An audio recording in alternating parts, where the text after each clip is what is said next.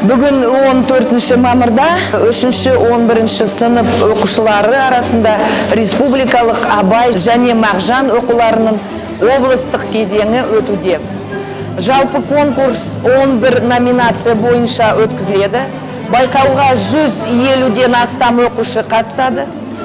Облысымызда тұңғыш рет бастауыш сынып оқушыларына арнайы Абай жаққан бір сәуле сөнбеу үшін тақырыбындағы Абай Құнанбайұлының өлеңдері мен қара сөздерін жатқа оқу байқауын ұйымдастырудамыз.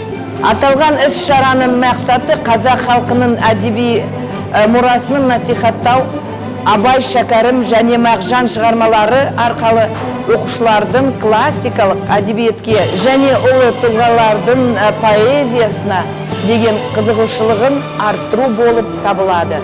Менің аты-жөнім Хакім Мұхамедәлі, Ермек Серкебаев атындағы өнерде дарынды балалар мектебінің оқушысы боламын. Бұл байқауда мен өзімді бірінші рет бақ сынап тұрмын. Бұл байқау мен үшін өте ерекше, себебі Абай және Мағжан оқулары болғандықтан өзімді бақ сынағым келді. Байқауда мен Мағжанның өлеңін айтамын. Ақсұң Қарғұс деген өлең бар. Мен үшін Абай мен Мағжан өте ерекше, өте керемет тұлғалар. Абай әндері маған шаттық пен бақыт сыйлайды. Абай әндерін бастауыш сыныптан оқып келе жатырмын. Оның өлеңдері табиғат көрінісін, адам көрінісін сипаттайды. Мен осы сайысқа қатысып жатқан оқушыларға сәттілік тілеймін. Ең бастысы өзіне сену,